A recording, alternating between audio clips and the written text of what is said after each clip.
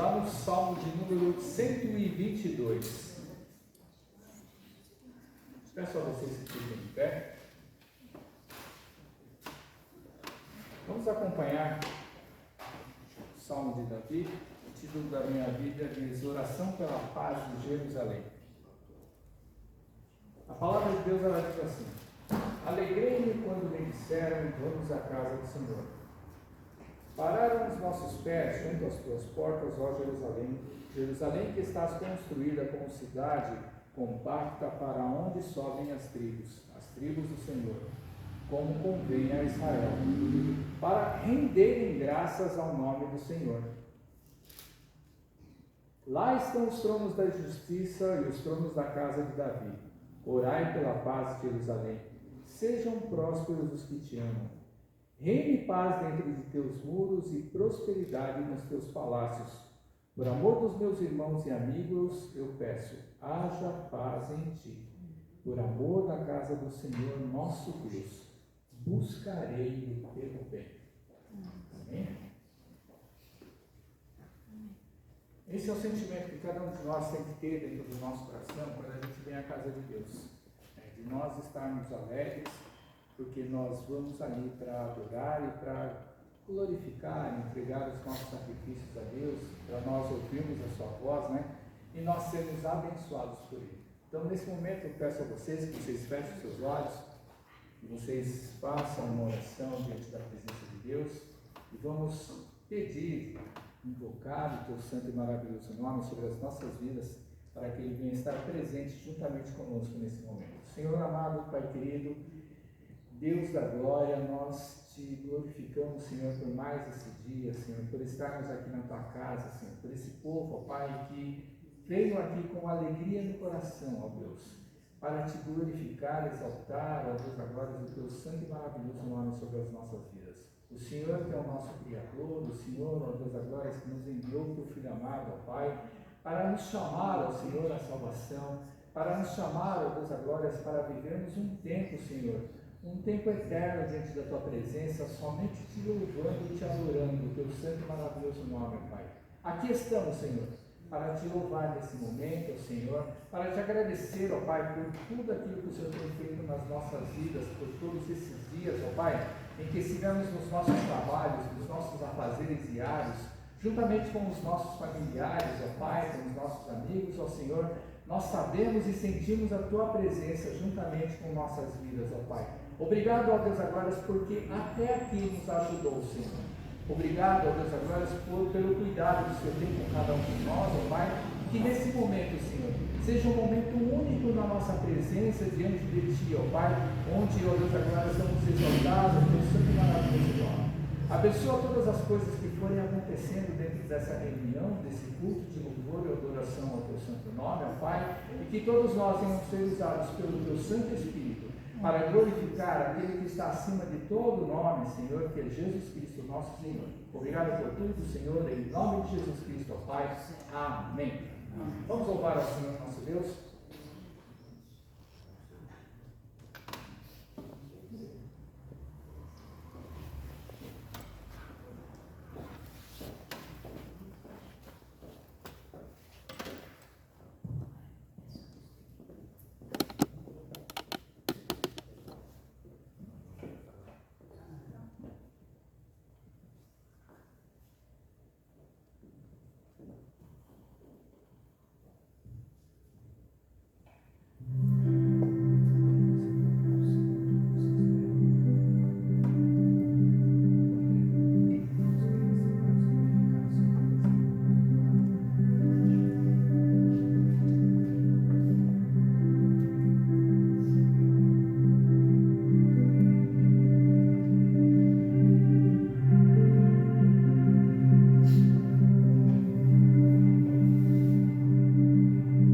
Eu queria ter mais que uma voz, mais que um amor e uma vida pra te oferecer,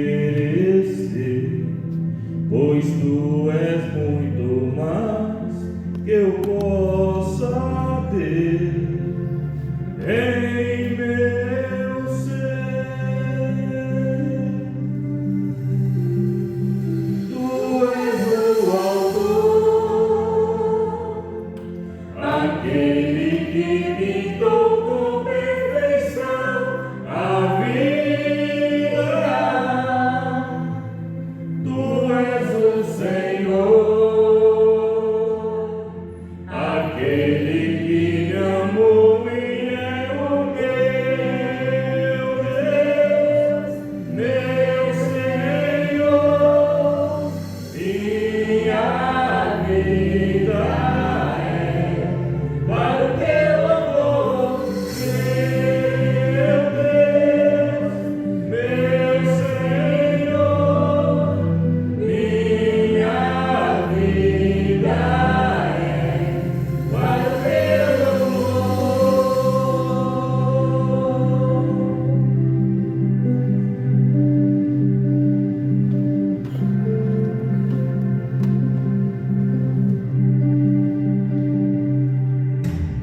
Eu queria ter mais que uma voz, mais que uma luz e uma vida pra te oferecer, pois tu és muito mais que eu possa ter em meu ser.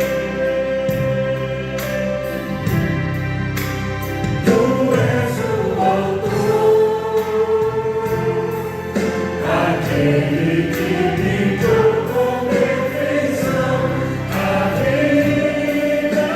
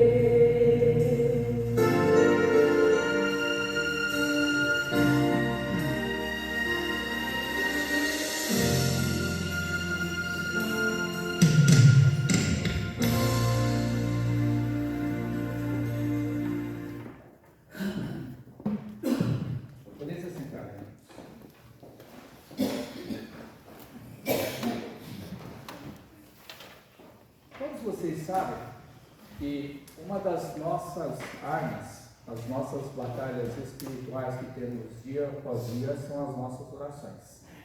Principalmente quando elas se referem à nossa intercessão por alguém, ou até mesmo pela nossa igreja. E como vocês podem ver, irmãos, o tempo ele caminha numa velocidade tão grande que muitas vezes a gente não se apercebe. Piscamos o olho e o final do ano que passou agora há pouco, 22 para 23, parece que foi ontem, né? Nós já ultrapassamos a metade do ano, terminamos o primeiro mês do segundo semestre e já estamos caminhando já para chegar no final do ano.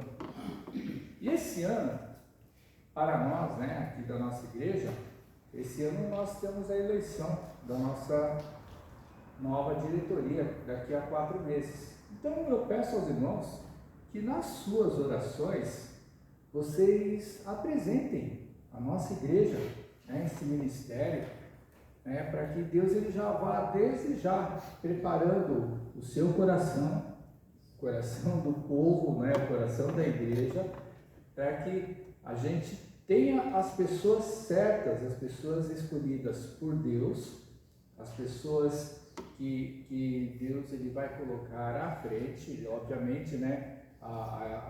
Por nós sermos uma igreja congregacional e democrática, tudo é feito, né, em concordância da maioria dos nossos irmãos, mas que vocês desejar, vocês apresentem, sabe, os propósitos da nossa igreja daqui para frente, porque da mesma maneira que assim o ano ele voa, se nós não planejarmos direitinho todas as nossas ações, vocês sabem que muitas vezes nós não conseguimos alcançar os nossos objetivos, né?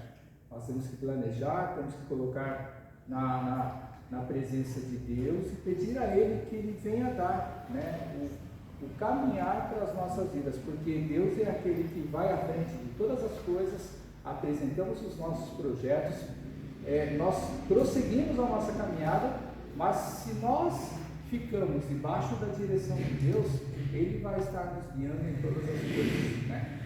Também, principalmente nas nossas próprias vidas, na sua vida, na minha, em tudo aquilo que nós vamos chegar e almejar nas vidas da gente, a gente precisa sempre colocar na presença de Deus. A gente apresenta, a gente fala para o Senhor o que nós pretendemos, o que nós queremos fazer, mas sempre temos que deixar assim, para que Deus ele faça a decisão, para que Deus ele chegue e concorde com o nosso projeto, ou que Ele mesmo assim, a gente caminhando, né, numa determinada direção, sempre pedimos para que Ele venha nos orientar e nos seguir, né, nos nossos passos, para que nós não venhamos a errar, mas sim fazermos a sua vontade em nome de Jesus, amém? Nesse momento nós vamos cantar o hino de número 33 do HCC. Eu vou pedir aos irmãos que estejam aqui à frente. É o momento de nós ofertarmos e dizimarmos na casa do Senhor. Você que veio trazer a sua oferta, o seu dízimo, sinta-se à vontade agora, nesse momento, em nome de Jesus.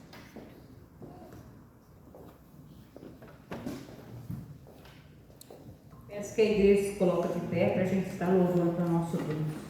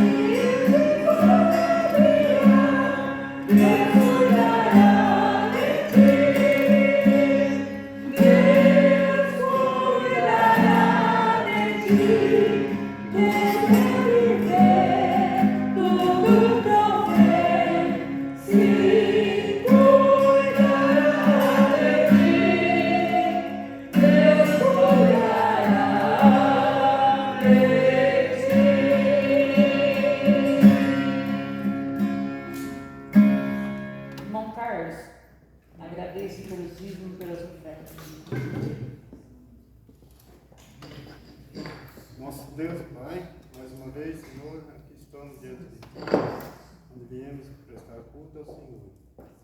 Peço a Ti, Senhor, que o Senhor esteja abençoando cada um que esteja aqui, Senhor, presente. Pai, que o Senhor esteja abençoando também os vivos e as ofertas, Pai, que foi ofertado nessa noite. Posso estar ajudando a cada um que dizimou e ofertou, Pai. Obrigado por tudo, continua conosco, Pai, e conceda que nós possamos aprender a Tua palavra nessa noite. Em nome de Jesus, Pai amado. Amém. Amém.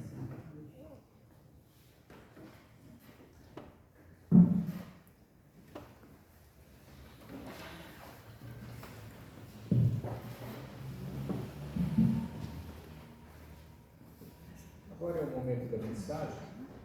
Eu vou pedir a você que você abra lá no livro de Gênesis. Gênesis, capítulo 32.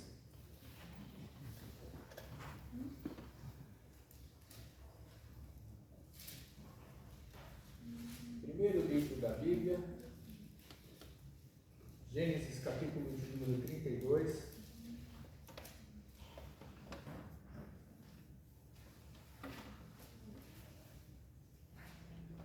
Hoje nós vamos ver um pouquinho da história de um homem chamado Jacó.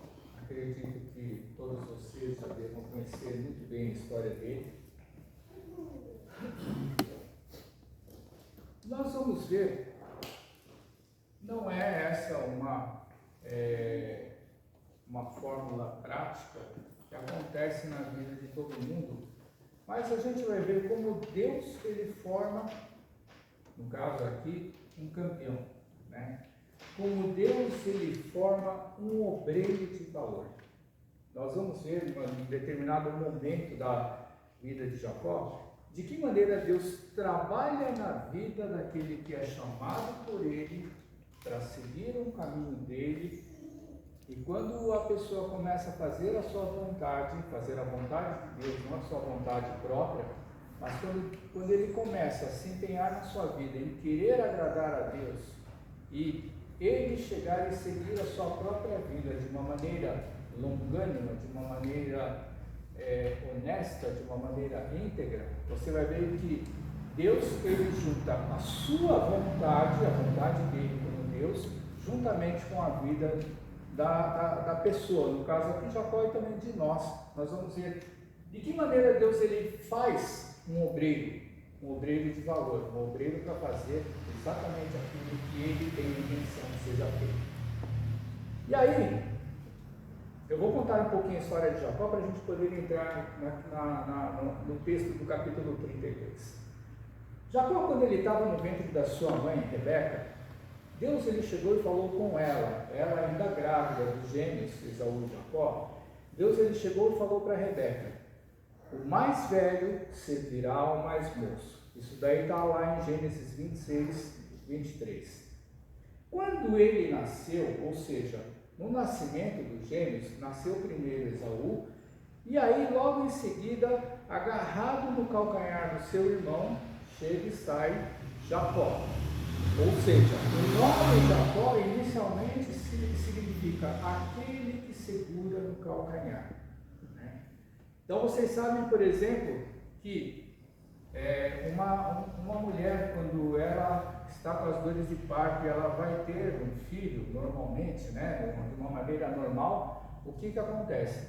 A mulher ela ajuda o filho a nascer, né? Ela faz a força para que o filho ele seja empurrado, e aí quem está lá do lado de fora, a parteira no caso, né, chega e puxa a criança. Nesse caso, o que aconteceu com Jacó? Ele praticamente não fez, não existiu a força da sua mãe, porque ele ficou, né, teoricamente, conforme está escrito na Bíblia, ele segurou no calcanhar de Esaú, que na hora que Esaú foi puxado, Jacó ele veio facilmente em seguida, né? Então daí vem o seu nome. E aí o que aconteceu? No livro de Romanos, no capítulo 9, no versículo 13, Paulo ele vai citar uma fala do profeta Malaquias, lá no capítulo 1, dizendo que Deus ele amou a Jacó, mas aborreceu Esaú, né? Então, por causa da sua astúcia, por causa da sua maneira de sempre querer levar vantagem, o que aconteceu com Jacó, né, na sua vida e no seu crescimento? Ele chegou e comprou o direito de primogenitura do seu irmão por um prato de comida, que o seu irmão facilmente vendeu, né, por prato de comida, e posteriormente ele mentiu para o seu pai para roubar a bênção espiritual que Isaac daria para o filho mais velho, que seria para Esaú. Então eram duas coisas que Jacó ele tinha a intenção indevida, vamos falar assim, a intenção que não era de direito dele. Aí, quando a gente chega e fala que o nome Jacó significa enganador, defraudador ou suplantador, é porque conforme o correr da história dele, o nome de Jacó ele se tornou um nome ruim, tá? Só para vocês entenderem o significado do livro do nome de Jacó, como eu falei, né? No começo, quando ele nasceu, a sua mãe chegou e falou que seria Jacó aquele que segura no calcanhar. Então, o nome que foi dado para Jacó de enganador ou suplantador foi o nome que foi dado, né, a ele por causa das atitudes de esperteza dele durante a sua vida. Por que eu falo isso daí? Porque a princípio o seu nome, Jacó, ele deveria ser chamado de Deus seja a sua retaguarda. Conforme o caminhar da vida dele, nas andanças dele, o nome dele ficou de enganador. Por isso que nós damos esse nome, nós ouvimos sempre, né, o significado do nome de Jacó, mas é por causa da vida que ele teve, aonde ele enganou seu irmão, né, ele quis tirar vantagem da forma do seu irmão para chegar e roubar o direito de primogenitura, e ainda por cima ele chegou e enganou o seu pai para roubar o direito da bênção espiritual dele, tá? Aí o que acontece? Por causa disso, Esaú fez uma promessa. Depois que o pai dele morresse, ele ia chegar e matar Jacó. Por isso que Jacó fez, ele fugiu da presença, né, do seu irmão antes mesmo do seu pai morrer. Ele fugiu com medo de chegar e perder a sua vida. Por quê? Porque entre Esaú e Jacó, Esaú era muito mais forte do que Jacó. Esaú era um homem de caça, era um homem guerreiro. Jacó era um homem caseiro. Ele era um homem que ficava nos pés da sua mãe. Não é porque ele ficava nos pés da mãe, mas ele era um homem da paz. Era um homem, né, que ele não era voltado a essa arte de caça, essa arte de guerra. Ou seja, né, ele não era um homem que fazia exercícios físicos ao ponto de chegar e poder enfrentar o seu irmão. Por isso que ele fugiu com medo de morrer. Os anos se passaram. Jacó, né, para quem conhece a história, ele chegou e ele conheceu uma mulher, quis casar com essa mulher, trabalhou para o seu sogro Na hora de casar, ninguém sabe de que maneira aconteceu, mas o sogro da sua filha mais velha, ele chega e ele sacramenta a união deles dois, e aí ele é obrigado a aceitá-la como esposa.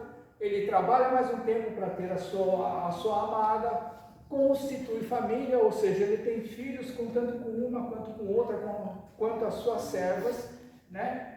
Num determinado momento, Deus ele chega e fala para Jacó. Isso daí está registrado lá no livro de Gênesis, no capítulo anterior, no versículo 13. Deus ele chega e fala para Jacó: agora basta, pega a sua casa, sua família e retorna para a terra dos seus pais. Simples assim. Então Jacó ele viveu a sua vida de uma maneira digna, depois que ele fugiu, ou seja, ele não viveu a vida inteira enganando. Na realidade, depois que ele fugiu, ele passou a ser enganado. Mas ele chegou e ele trabalhou para conquistar a sua esposa, conquistou a esposa que ele queria, depois de ter casado com uma outra que ele não queria, constituiu família, trabalhou para sustentar a sua casa, os seus filhos, e aí ele ouve a voz de Deus e volta para a sua casa. Aí vem aonde nós vamos ao texto da mensagem. Gênesis capítulo 32, a partir do versículo 3. Depois que Jacó estava no caminho de volta à sua casa. Aí diz assim: então Jacó enviou mensageiros a gente descia a Esaú, seu irmão, à terra de Seir, território de Edom, e lhes ordenou: assim falareis a meu senhor Esaú, teu servo Jacó manda dizer isto: como peregrino morei com Labão, em cuja companhia fiquei até agora. Isso se passaram 20 e poucos anos, tá? Tenho bois, jumentos, rebanhos, servos e servas. Mando comunicá-lo a meu senhor para lograr merecer a sua presença. Voltaram os mensageiros a Jacó, dizendo: fomos a teu irmão Esaú, também ele vem de caminho para encontrar contigo, com 400 homens. Então vocês pensem assim: depois de 20 e poucos anos, o irmão mais velho vai se encontrar com ele com 400 homens. O que foi que aconteceu? Versículo 7: Jacó teve medo e se perturbou, dividiu em 2 bandos a sua família, o povo que com ele estava, os seus rebanhos, bois e camelos, e disse: se vier Esaú a um bando e o ferir, o outro bando escapará. E orou Jacó: Deus de meu pai Abraão e Deus de meu pai Isaque, ó Senhor que me disseste: torna a tua terra e a tua parentela e te farei bem. Sou indigno de todas as misericórdias e de toda a fidelidade que tens usado para com teu servo, pois com apenas o meu cajado atravessei o Jordão, já agora sou 2 bandos. Livra-me das mãos do meu irmão Esaú, porque eu o temo, para que não venha ele matar-me e as mães com os filhos. E disseste: certamente eu te farei bem e dar-te-ei a descendência como a areia do mar, que pela multidão não se pode contar. E tendo passado ali aquela noite, separou do que tinha um presente para seu irmão Esaú. Pulem agora para o versículo 22. Levantou-se naquela mesma noite, tomou suas 2 mulheres, suas 2 servas e seus 11 filhos e transpôs o val de Jaboque. Tomou-os e fez-los passar o ribeiro, fez passar tudo que lhe pertencia. Ficando ele só, ele lutava com ele um homem até o romper do dia. Vendo este que não podia com ele, tocou-lhe na articulação da coxa, deslocou-se a junta da coxa de Jacó na luta com o homem. E disse este: deixa-me ir, pois já rompeu o dia. E respondeu Jacó: não te deixarei ir se me não abençoares. E perguntou-lhe, pois, como te chamas? Ele respondeu: Jacó.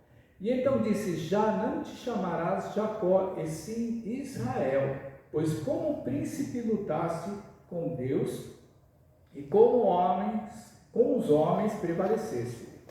Tornou Jacó Dize, rogo-te, como te chamas? E respondeu ele, por que perguntas pelo meu nome? E o abençoou ali. Aquele lugar chamou Jacó de Peniel, pois disse, vi a Deus face a face, e a minha vida foi salva. Nasceu-lhe o sol quando ele atravessou Peniel, e manquejava de uma coxa. Por isso os filhos de Israel não comem até hoje o nervo do quadril na articulação da coxa, porque o homem tocou a articulação da coxa de Jacó no nervo do quadril. Bom, Israel, qual o significado desse nome? Quando o anjo ele chegou e mudou o nome de Jacó para Israel. Muitos, acredito, já devam ter ouvido falar, como eu já ouvi falar, que o nome Israel ele significa campeão com Deus. Na realidade, esse termo que é dado para Israel, muitas vezes ele não traduz o verdadeiro significado do nome Israel. Olha só o verdadeiro significado do nome de Israel. Aquele que luta com Deus. Outro significado que cai para Israel.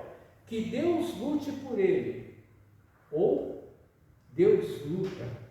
A palavra lutar aí, nesse caso, nessas três definições de Israel, provavelmente ele tem o sentido de perseverar. Aí a gente vai chegar, nós vamos ver, dentro dessa mensagem de hoje, que no curso da nossa vida, da mesma maneira como está lá em Jeremias, falando que o barro nas mãos do oleiro, né, ele pode se transformar no quê? Num vaso de bênção, num vaso para honra, ou também ele pode se transformar num vaso para desonra.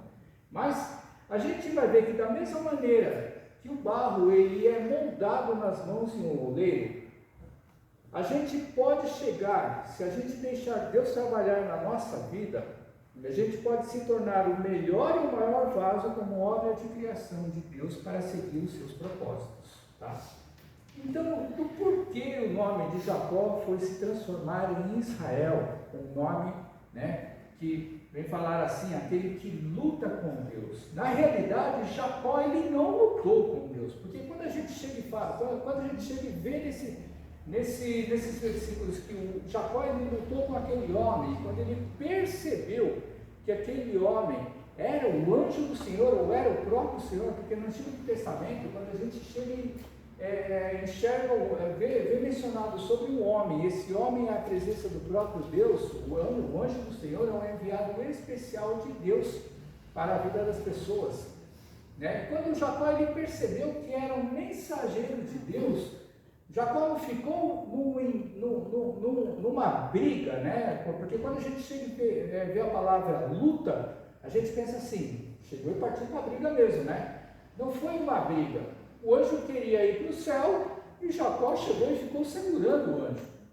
Né? Agora vocês pensam o seguinte, vocês acham que se Deus ele não quisesse, se Deus ele quisesse que o anjo voltasse para o céu, Jacó teria forças para segurar esse anjo? Não, existia um propósito de Deus para a vida de Jacó.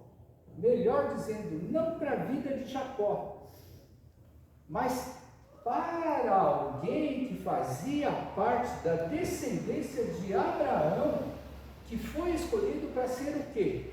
Pai de muitas nações. Então a gente pensa assim, por que o nome da nação, do povo de Deus, não se chamou Abraão? Né? Pai de muitas nações, significado, mas coube a Jacó chegar e ter este nome para chegar e dar um nome ao povo de Deus. Olha só que interessante. E aí a gente vai ver, dentro desse contexto, tanto da vida de Jacó quanto desta passagem, nós vamos ver o seguinte. O Salmo 139, dos versículos 13 a 16, ele vai dizer que Deus ele nos conhece desde a nossa formação no ventre das nossas mães. E que no seu livro da vida, todos os nossos dias já foram escritos. No caminhar das nossas vidas, nós sempre temos que escolher entre dois caminhos.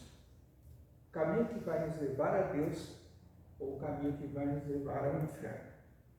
O caminho que vai nos levar para a luz ou o caminho que vai nos levar para as trevas.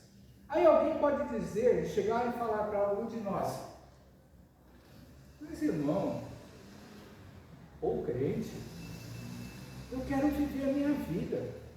Qual o mal? Que mal tem de eu chegar e eu querer viver um pouquinho, experimentar um pouco da minha vida?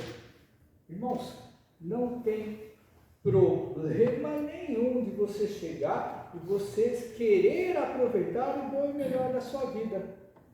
O único problema é o seguinte, que quando você começa a aproveitar a sua vida, automaticamente você se afasta dos caminhos de Deus. Isso é automático. Ou seja, você pode aproveitar o melhor da sua vida, desde que você leve Deus com você. Desde que nós que somos cristãos, porque vivemos na era, da graça, desde que nós somos cristãos, eu posso fazer o que eu quiser na minha vida, desde que eu tenha e leve Jesus sempre comigo. Por quê? Quando você está com Jesus junto de você, você acha que Jesus ele vai deixar você usar uma droga? Quando você pede para Jesus estar junto com você, você acha que você vai fazer alguma coisa imunda? Quando você está com Jesus junto com você, você acha que você vai roubar alguém? Ou se aproveitar da vida de alguém? Não. Ou seja, eu e você podemos fazer o que quisermos na nossa vida, desde que a gente leve Jesus juntamente com a gente. Por isso que só existem dois caminhos. O caminho que vai levar para o céu, o caminho que vai levar para o inferno. O caminho que vai levar para a luz, ou o caminho que vai levar para as trevas. Qualquer outra coisa que a pessoa venha falar para nós, pode ter certeza, irmãos. Mesmo que seja para ficar no meio da balança, esse lugar não vai levar para Deus. Aí, irmãos, a gente vai ver o seguinte: Jacó, depois que ele cometeu aquelas duas falhas gravíssimas, porque assim, existia um propósito de Deus, espiritualmente falando, sobre Jacó. Por quê? Porque Deus já tinha falado para sua mãe que o mais novo ia ser senhor do mais velho. Ou seja, Jacó ele seria o escolhido de Deus. Porque quando Deus ele chega e fala assim, o mais velho vai servir o mais novo, ou quando Deus ele chega e fala lá em Malaquias, que eu amei a Jacó e aborreci, mas me aborreci de Esaú, significa que, pensa bem, se Abraão é o pai de muitas nações, e a partir de Abraão, Deus ele chama para constituir um povo dele, e ele teve somente um filho, da descendência de Abraão e Sara, que foi Isaac. Isaac só teve 2 filhos, Esaú e Jacó, e Deus ele já chega e fala de antemão, quem era o escolhido de Deus? Jacó. Ele precisava ter feito o que ele fez? Provavelmente não, mas existia um propósito de Deus em cima disso tudo. Depois que Jacó ele errou, ele foi viver uma vida normal. Ele se refugiou na casa de Labão, um tio seu, se engraçou com uma mulher, com a filha de Labão, chamada Raquel, quis casar com ela, trabalhou de graça para ter ela. No final, o seu sogro enganou e deu a filha mais velha para ele, falando para ele assim, depois que sacramentou o casamento, falando para ele, não, aqui na minha casa é assim, é o mais velho primeiro. Ele aceitou, continuou querendo Raquel, trabalhou mais 7 anos para ter essa mulher, teve um monte de filho com Lia, um monte de filho, um filho só com Raquel, um monte de filho com as servas de cada uma lá, e no final das contas chegou a ter 11, até que Deus ele chega e fala para Jacó, chegou a hora, o tempo de voltar para sua casa. O interessante é que ele volta para sua casa, mas quando a gente começa a olhar e pesquisar dentro da palavra de Deus, não existia assim um interesse de Deus em querer fazer alguma coisa para Jacó com relação à nação que estava sendo constituída em cima da vida de Jacó, naquele lugar, na terra dos seus pais, dos seus pais Isaac e Rebeca. Olha só que interessante, Deus queria que ele voltasse, e aí Jacó ele fica naquele dilema, como nós lemos. Ele sabia que se ele tivesse que voltar para a casa do pai dele, ele ia ter que enfrentar o irmão irado, magoado, entristecido com o engano que ele fez sobre a sua vida. E olha só que interessante, Jacó ele comprou o direito de primogenitura de Esaú. Ele não precisou de absolutamente nada da riqueza que o seu pai deixou para a vida dele. Porque o direito de primogenitura, na hora, já dá 50% dos bens do seu pai para o filho mais velho. Ou seja, que iria passar para Jacó porque ele comprou por prato de comida de Esaú. Olha só que interessante. E Jacó não precisou disso daí. Então a gente vê assim que a maneira, a esperteza, o engano, sabe? O jeito dele chegar e levar a vida dele para ele poder se aproveitar dos outros, de nada valeu para ele. E aí a gente pode pensar da mesma maneira, se algum dia a gente tentou se aproveitar de alguém, e você for refletir isso daí, se você se aproveitou da vida de alguém no passado, você vai ver o seguinte: o que você ganhou com isso? Nada. Absolutamente nada. Porque isso daí no correr da sua vida, ele se esvai e você ainda paga por essas consequências. Agora, a gente vai ver que nesse propósito de Deus mandar ele voltar para casa, a gente vai ver 5 passos, irmãos. 5 passos dentro da vida de Jacó, que a gente pode chegar e a gente ver como Deus trabalha nas nossas vidas para nos formar um obreiro de valor na sua vida. Primeiro passo, irmão, irmã, o nosso caráter ele é formado e moldado por Deus para que seja conforme a vida que a gente segue e vive da maneira que nós escolhemos. Por que isso daí? Irmãos, olha só a maneira como ele chegou e ele viveu para a sua família. Então, muitas vezes, quando as pessoas casam, né? Não nós, porque eu não sou casado uma única vez na minha vida e graças a Deus por isso. Mas muitas pessoas a gente conhece aí que é assim, e nos dias de hoje é pior, né, cara? Ou seja, quanto mais o tempo vai avançando, mais as pessoas casam e mais elas separam, e mais elas casam de novo e mais elas separam. A gente chega e vê assim, se a gente for ver assim, do seu nível de relacionamento com pessoas, você chega e pensa assim: puxa, eu tenho um camarada que eu conheço aí que já casou 5 vezes. Ô danado para casar esse aí. Então a gente chega e vê assim, que as pessoas hoje em dia, mais do que nunca, elas casam, passa ali um tempo, cada um segue o seu caminho.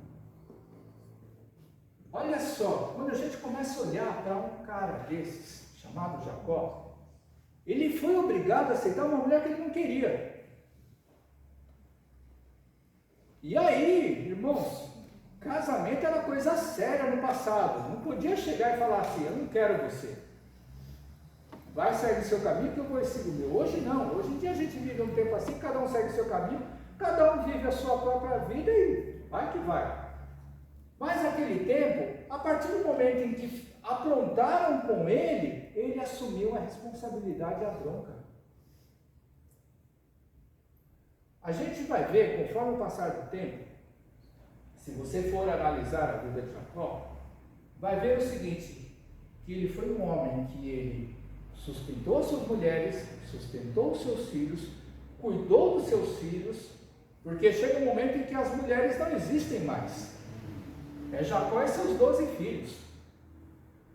cuidou dos seus filhos, os seus filhos o obedeceram, apesar de eles terem feito coisas ruins, como por exemplo chegar e vender o irmão, o filho amado de Jacó para os mercadores lá, e não vem ao caso a gente conversar e falar sobre os filhos, mas Jacó, até onde foi possível na vida dele, ele cuidou e abraçou a sua família. Não importa se foi por causa de uma promessa que Deus ele fez para o seu avô, ou se foi por causa daquele compromisso que ele tinha de chegar e falar, bom, agora eu tenho uma família, eu tenho que cuidar da minha família. Sabe, quando a gente começa a ver a história de tantas e tantas pessoas, eu estou falando de ninguém da igreja, mas quando a gente, vamos falar assim, como a gente é rodado, eu já sou pastor há mais de 20 anos, então a gente ouve muitas histórias, e histórias assim que você chega e fala assim, seu cabelo fica até em pé, de tantas coisas absurdas que você ouve. Mas a gente ouve tanta história em que por causa de nada as pessoas se separam. Existem motivos muito sérios, motivos que a gente chega e fala, não tem saída para esse tipo de situação. Mas a gente vê motivos assim absurdos, onde as pessoas se separam. Sabe? Motivos que era simplesmente conversar. Motivos que eram simplesmente as pessoas se entenderem e falar, olha, nós precisamos seguir um caminho. Aí sabe o que acontece nos dias de hoje? As pessoas elas casam mais assim, um vai querer ir para um lado, outro quer ir para o outro. E a gente chega e vê assim, como é que consegue viver tão bem dessa maneira? Aí você começa a conversar com o casal, você chega e fala assim, não, nós vivemos isso muito bem dessa maneira, porque nós já definimos quando nós casamos, a gente casa no papel, assina todas as coisas, mas eu faço uma coisa na minha vida, eu faço outra. A esposa chega e fala, olha, eu ganho meu salário e meu marido não sabe quanto eu ganho. O marido chega e fala, eu ganho meu salário e minha esposa nem sabe o que eu faço com o meu salário. Mas cada um faz assim, a gente chega e tem as contas divididas, eu pago isso, ela paga aquilo, a gente chega e quando sai, cada um paga uma coisa, e eu falo para vocês, aonde que isso é casamento? Pensem bem, aonde é casamento? Casamento é compartilhar. Casamento, quando chega, a gente vê lá em Gênesis 1, quando diz que o homem e a mulher deixam a casa de seus pais para viver uma nova vida e passam a ser uma única carne. Uma única carne significa uma única direção, porque falar assim, duas pessoas diferentes não podem ter um único pensamento, mas eles podem entrar em acordo para seguir um único caminho na vida. Porque se eles escolheram amar, se eles se escolheram juntar, vamos falar assim, né, a palavra amor, porque a palavra amor ela é muito vaga nessas horas, né, nas horas de briga e separação, mas se escolheram se juntar, é até o fim. Por quê? Porque se você pede a bênção de Deus, a bênção dos pais lá em Gênesis, é para representar a bênção de Deus. Se você pede a bênção de Deus, aconteça o que acontecer, tem que tentar se acertar. Vai chegar, pode acontecer, de casos extremos onde não tem como conviver. Isso a gente entende, que não tem como chegar e estar junto. Mas aqui, falando aqui de Jacó, ele foi um homem de família. E aí a gente vai ver o seguinte, que nesses 20 e poucos anos, ralando, trabalhando de graça, no momento em que Deus chama ele para voltar para casa, ele fala, bom, então agora eu tenho que fazer fazer o meu capital para eu poder chegar e viver, porque até então eu só estou trabalhando de graça e a única coisa que o meu sogro me dá é casa e comida. E era isso exatamente que o sogro dele dava.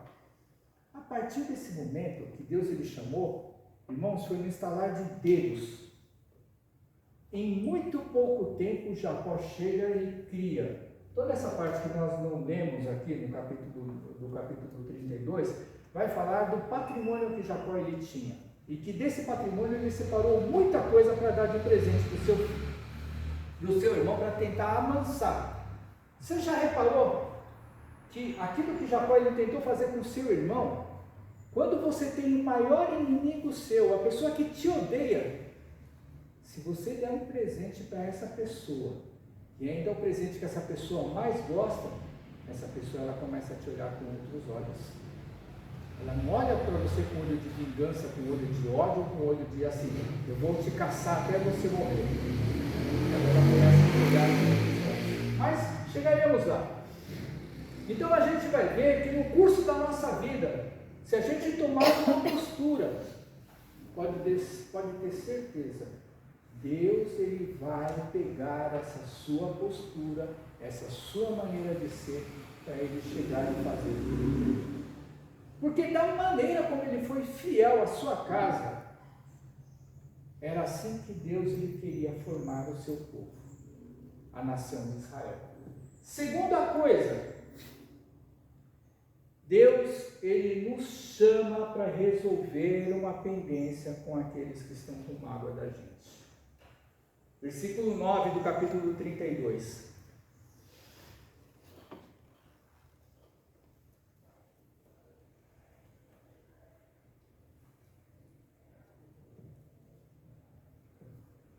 Não, é melhor no 31:3. 31:3 ele vai dizer assim: eu sou o Deus de Betel, onde disse uma coluna, onde me fizesse um voto, levanta-te agora, sai dessa terra e volta para a terra da sua parentela.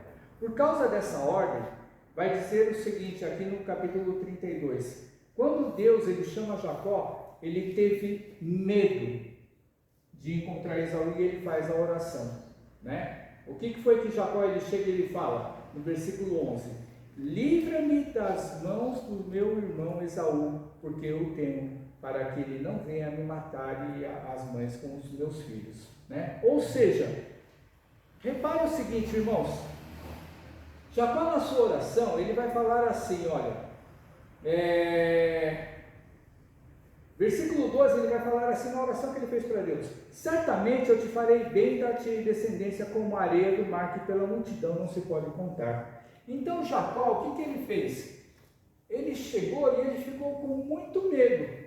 E ele fez o quê? Ele orou a Deus. Ele orou a Deus por quê? Porque Deus ele mandou ele voltar para a casa dos seus pais. E não existia uma forte decisão de Deus em mandar ele voltar. Mas o que Jacó ele tinha que resolver? Ele tinha que resolver uma pendência muito grave. Não porque ele chegou e roubou o seu irmão, mas porque, por causa disso, o seu irmão, ele estava com ódio de morte sobre a vida de Jacó. Ou seja, existem algumas pendências das nossas vidas, que para a gente fazer a obra de Deus, ou para a gente fazer exatamente aquilo que Deus ele propôs para a vida da gente, a gente precisa resolver. E normalmente a pendência que a gente precisa resolver é esse tipo de pendência. Pendência de mágoa que algum tenha contra você. Pode ser que a gente não tenha mágoa de ninguém, mas pode ser que alguém tenha um problema muito sério contra a vida da gente. Se Deus ele é Deus de amor, ele é Deus de paz, não de ódio, nem de inimizade, então a gente tem que pensar o seguinte: algumas coisas, se a gente tem tendência do passado com alguém que tem alguma coisa contra nós temos que nos acertar. Vocês se lembram que o que Jesus ele disse certa vez, que está registrado lá no livro de Mateus? Toda vez que você chegar com o teu dízimo, tua oferta na presença de Deus, na casa de Deus, o que você tem que fazer? Deixa ali do lado. Vai e resolve o problema que você tem. O problema que alguém tenha contra você. Se conserte para que essa pessoa indo viajar, você não consiga mais encontrá-la. E indo viajar significa assim, vai que essa pessoa parte desse mundo com ódio de você, você fica com um peso muito grande entre você, ela e Deus para resolver. E aí a pessoa morreu, não tem mais como resolver. E aí Jesus ele fala, depois que você resolveu, aí sim, você vai e você deposita. Porque não vai ser bênção para a igreja? Não, não é isso. A bênção não é para você. Por quê? Porque você está vivendo, a gente está vivendo de uma maneira superficial, achando que está tudo muito bem. E não está bem. Por mais que a gente esteja relativamente bem entre a sociedade, que pega com Deus, que pega com o coração do Senhor. Terceira coisa que a gente vai ver, que aí vai entrar essa oração de Jacó, dos versículos 9 até o versículo 12. Diante do medo da morte, porque ele sabia que no momento que ele encontrasse com Esaú, ele tinha certeza absoluta que Esaú ia matar ele. E Jacó, mesmo ele tendo grandes coisas, propriedades, tendo empregados, sabe, tendo pessoas junto dele, ele não tinha exército, porque ele não era homem de guerra. Quem tinha exército era Esaú, quando ele vai com 400 homens se encontrar com Jacó. Aí Jacó ele faz uma oração a Deus que muitas vezes nós não fazemos. Jacó ele faz uma oração de clamor, que nós fazemos normalmente. Jacó ele faz uma oração de humilhação diante da presença de Deus. E acima de tudo, Jacó ele faz uma oração reconhecendo a misericórdia de Deus por todo esse tempo que o abençoou e fez com que ele prosperasse na sua vida. Olha só a oração que ele fez. Vamos falar de novo a oração de Jacó. Versículo 10 ele vai falar assim: sou indigno de todas as misericórdias e de toda a fidelidade que tens usado para com teu servo. Pois com apenas o meu cajado ele atravessou o Jordão, ou seja, quando ele fugiu da presença do seu irmão, ele só tinha esse cajado na sua mão, não tinha mais nada, não tinha roupa, não tinha comida, não tinha mais nada. Aí ele chega e fala, depois de 20 e poucos anos, e agora eu sou 2 bandos. Porque ele separou, né, a sua família, quando Esaú falou que ele ia seguir, que ele ia se encontrar com ele separou a sua família em 2 turmas. Separou uma turma de uma esposa e uma turma de uma outra esposa, e separou e dividiu o seu patrimônio, né? E aí ele chega e vai continuando lá, versículo 11. Ele, olha só como ele fala: livra-me das mãos de meu irmão Esaú, porque eu temo. Muitas vezes a gente faz oração para Deus assim, né? A gente chega e fala assim: Senhor, nos livra das mãos do inimigo, porque o Senhor é o Deus maior. A gente sabe que Deus é o Deus maior mesmo, mas a gente muitas vezes tem que pensar o seguinte: nós estamos no plano terrestre. E a gente sabe que as pessoas, dependendo da pessoa com quem a gente vai lidar, é muito mais forte do que a gente. Aí ele chega e fala assim: para que não venha ele matar-me e as mães com os meus filhos.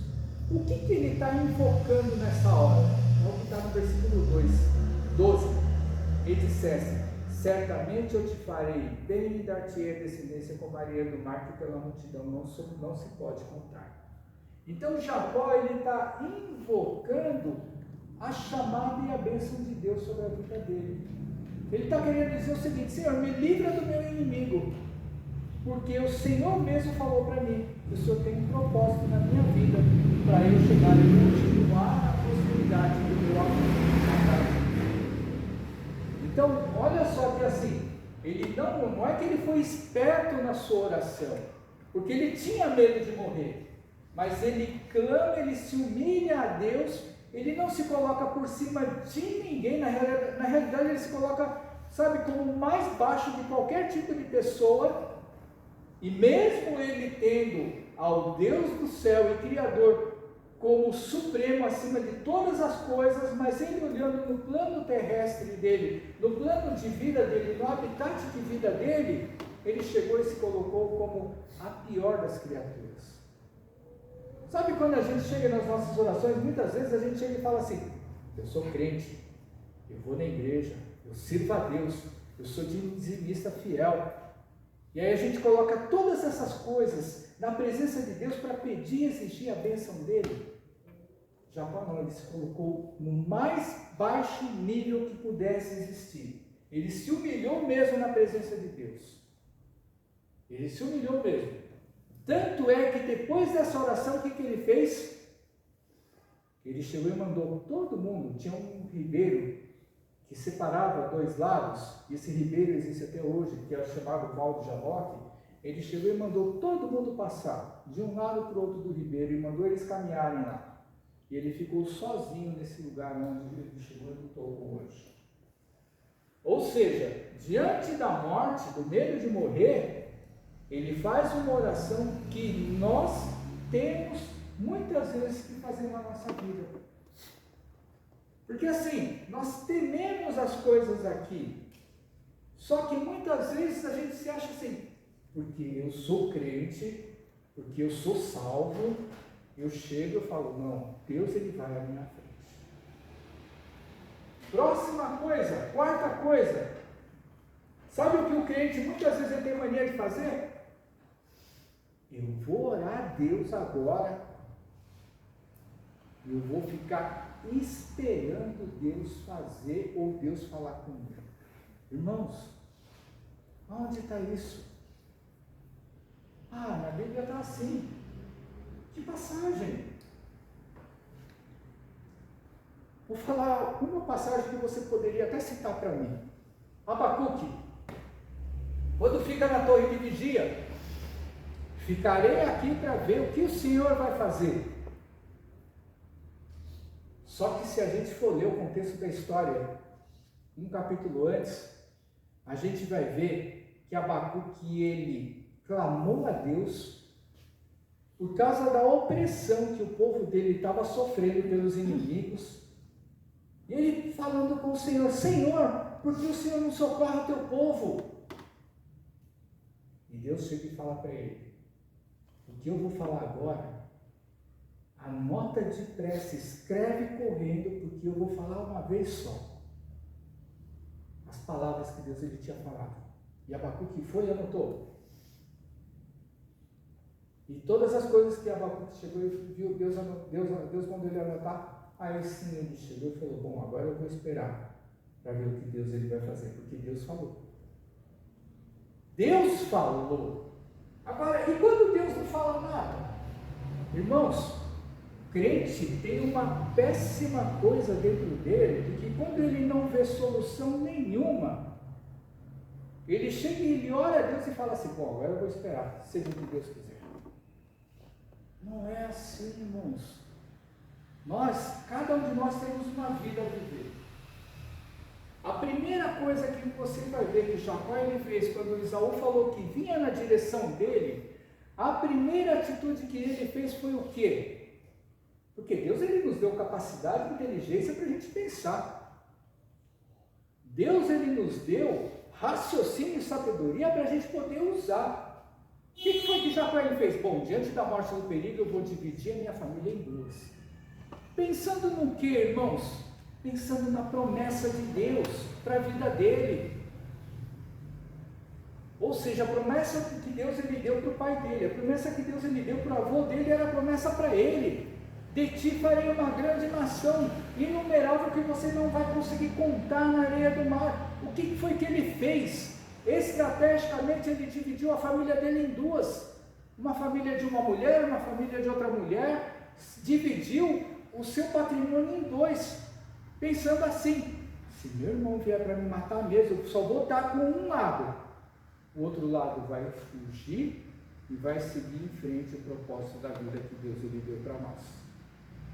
Ele fez exatamente isso, ele usou a sua inteligência, ele usou a sua esperteza, não, ele usou a sua sabedoria, a sabedoria que Deus ele deu. Olha só, que a gente vai chegar, a gente não, ou seja, a gente não pode ficar esperando a solução dos nossos problemas cair do céu.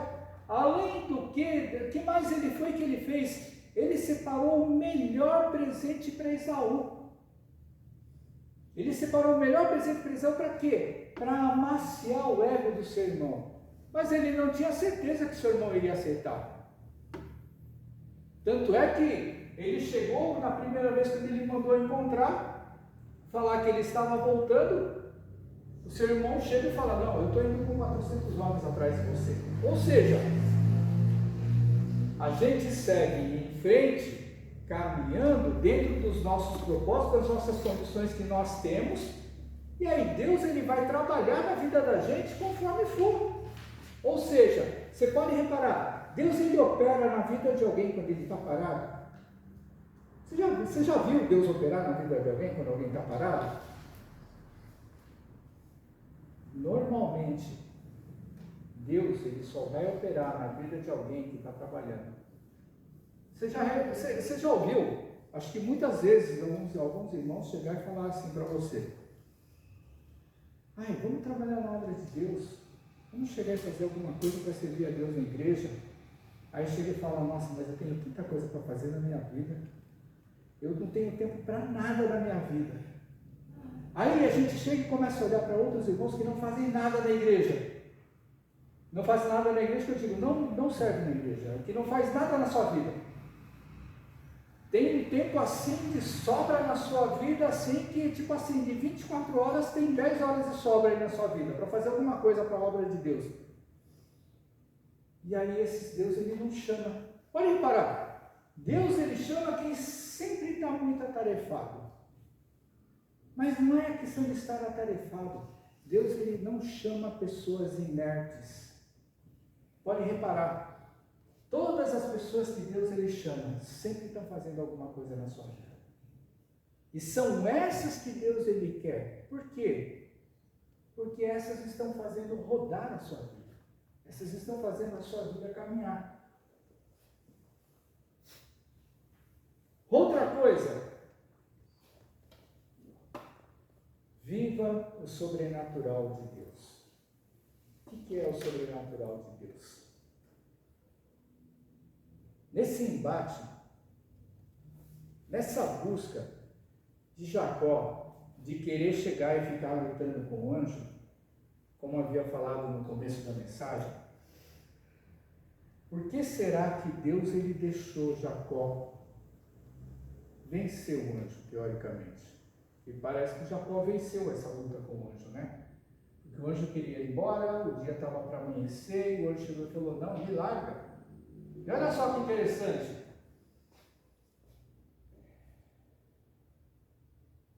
Versículo 24. Depois que Jacó mandou a sua família todinha passar, ele ficou só naquele lugar. Diz aqui a palavra de Deus, ele lutava com ele um homem até o romper do dia. Vendo esse homem, no caso o anjo, que não podia com ele, o anjo tocou na articulação da coxa e deslocou Jacó. O que foi que aconteceu? Antes do anjo abençoar, o anjo foi e fez o quê?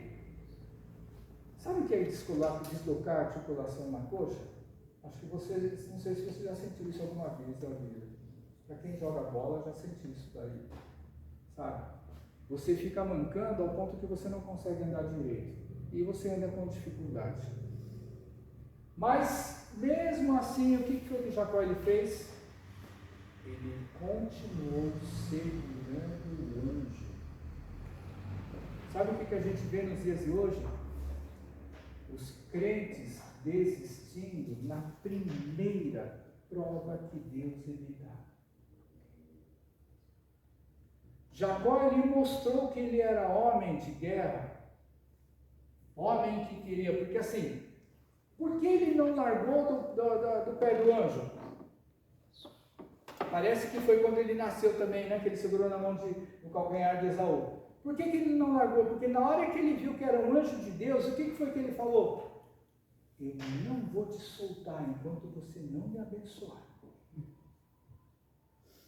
Sabe o que acontece na vida da gente? Como a gente chega e fala, como nós crentes estamos fracos espiritualmente nos dias de hoje, a gente desiste fácil.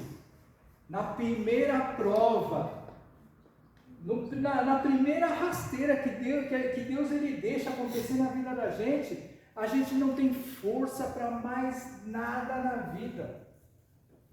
Aí Jacó ele deu um exemplo, só para você ter uma ideia, um exemplo de perseverança, porque ele enxergou lá no anjo a bênção.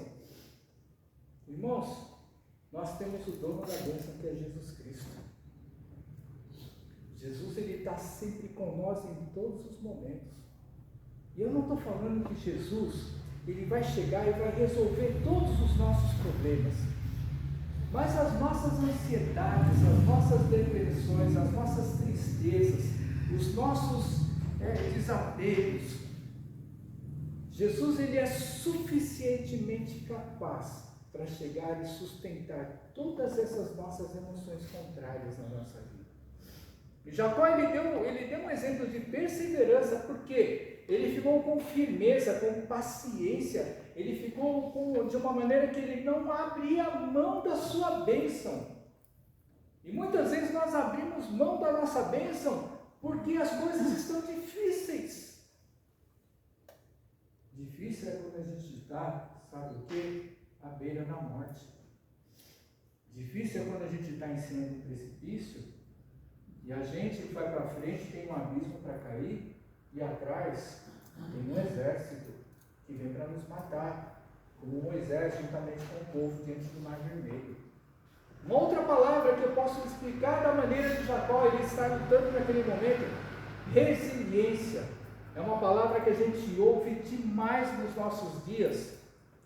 Sabe o que é uma resiliência? Que é diante de uma adversidade, a pessoa ela busca força e solução para tentar superar essa adversidade. E a terceira coisa, Jacó ele mostrou longanimidade. Longanimidade é a junção dessas duas palavras, perseverança e resiliência, em favor de alguma outra causa. Que causa era essa? O chamado de Deus para dar continuidade na promessa que Deus havia feito para o seu amor. Porque ele separou dois bandos, ele separou duas famílias, que mesmo que ele não prevalecesse, nessa hora ele estava batalhando e lutando com o anjo para receber uma bênção. E a única bênção que o anjo deu para ele foi mudar o seu nome. Não foi isso? A única bênção que Deus ele deu para ele foi mudar o seu nome. Mas olha só o que Jacó ele chega e fala. Versículo 30. Aquele lugar Jacó chamou de Peniel. Qual o significado de Peniel? Ele viu Deus face a face e a vida dele foi salva. Ele tinha certeza de uma coisa, como nunca ninguém viu a Deus até hoje, que aquele que vê a Deus não fica vivo. E ele contemplou a face de Deus naquele anjo, e por ele somente ter dado, porque naquele momento ele achou, somente me trocou o nome. Não, ele mudou a história da vida de Jacó naquele momento, para ele se tornar uma nação. Mas o importante foi que Jacó, ele chegou e não sentiu somente, mas ele viu a presença de Deus na sua vida e ele glorificou Deus. Agora eu vou perguntar para você, o que isso tudo tem a ver com Jesus, a nossa salvação e a gente? Irmãos, qualquer pregação, já estou caminhando para o final, qualquer pregação, qualquer mensagem que a gente for fazer, mesmo que ela esteja no Antigo Testamento, eu tenho que chegar e trazer Jesus Cristo para frente dessa mensagem. Por quê? Porque a história, a Bíblia, de Gênesis a Apocalipse, ela fala da história de um homem, uma história progressiva de Jesus Cristo, nosso Senhor. E o que Jesus tem a ver ali no passado com isso daí? Irmãos, o que Jesus ele fez quando ele chamou 12 discípulos? Ele chamou 12 homens para chegar e pregar o Evangelho da Salvação, certo? Quando você vai formar uma equipe, quando Deus ele manda você chegar e formar uma equipe, o que você pensa? Eu vou separar as pessoas mais capacitadas que eu conheço para andar comigo. As pessoas que são da minha confiança, não é? Quem que Jesus escolheu? Pedro, um exímio pescador. Ele era chefe de um barco. E falou para Pedro, Pedro, eu vou te transformar num pescador de homens. Chamou João e Tiago, seu irmão,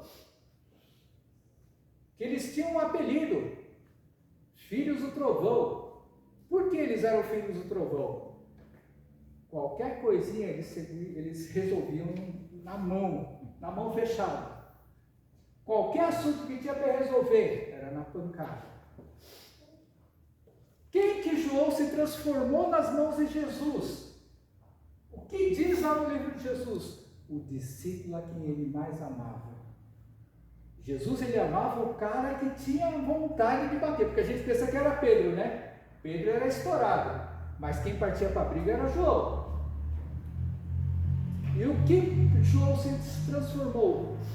João, com o passar dos anos, ele passou a ser o quê? O apóstolo do amor. De filho do trovão, ele se transformou no apóstolo do amor. Mateus. Quando a gente chega e olha para o nosso país, para o nosso governo, com as notícias que a gente vê na televisão, nos jornais, a gente fala, nossa, está tudo perdido. Jesus chamou um desses caras que estão ali na situação do governo. Mateus, cobrador de impostos, corrupto, ladrão. Ficava com uma parte da renda lá para si, ele era rico. Quem foi Mateus?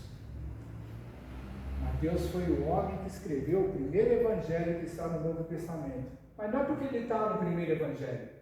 Mateus foi o homem que contou a história de Jesus para mostrar e dizer para o povo judeu, e para mostrar e para dizer para qualquer pessoa nesse mundo, que Jesus era o Messias prometido do Antigo Testamento para nós.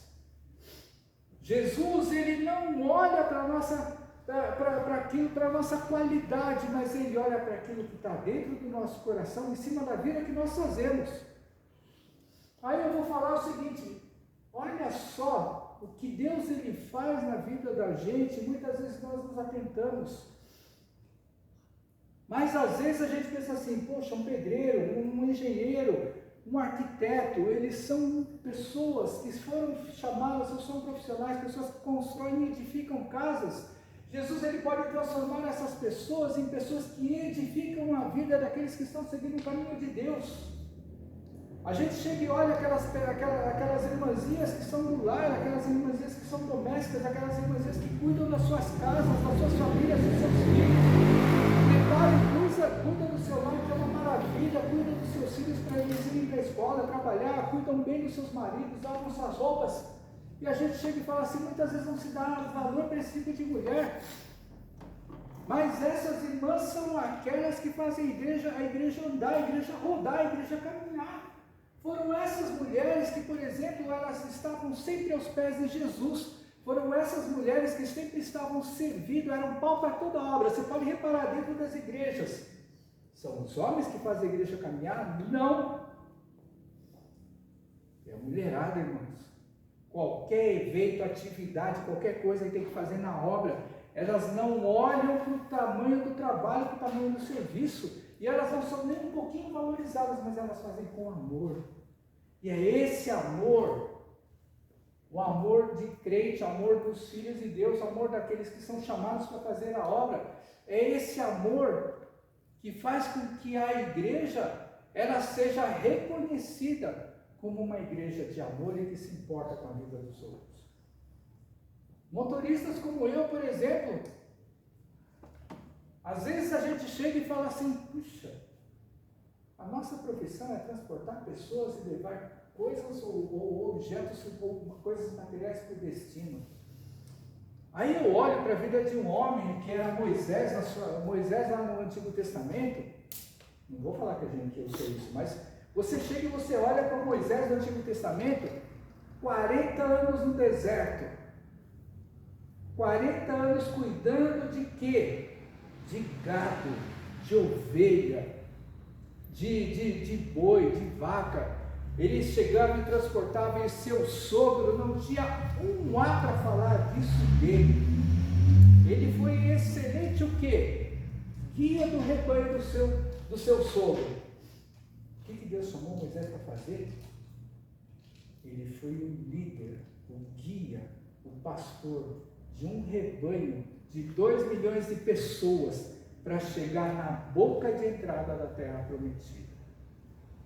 Então Deus ele pega as coisas que nós fazemos de muito bom na vida da gente, mas ele não pega a gente para a gente chegar e ser o cabeça, o topo de qualquer coisa que exista na obra. Mas ele pega a nossa qualidade, do nosso caráter, para quando a gente chegar e falar, Senhor, eis-me aqui, faz em mim um vaso novo. Aí ele pega aquilo que tem dentro de você para transformar. em alguém para executar aquilo que precisa ser feito nesse mundo. O dia que nós nos colocarmos à disposição de Deus para que Ele venha fazer o que Ele quer na vida da gente, irmãos, pode ter certeza, vai passar tudo na sua vida, mas aquilo que Deus prometeu, Ele vai fazer porque você deixou Ele fazer. Por isso que nós temos duas escolhas: a escolha de chegar e servir a Deus, e a escolha de chegar e assim, deixa a vida me levar. E deixa a vida me levar, vocês sabem para onde vai, irmãos. O importante é nós seguirmos o caminho do Senhor. Amém? Vamos cantar o último louvor, o hino da harpa cristã de número 291.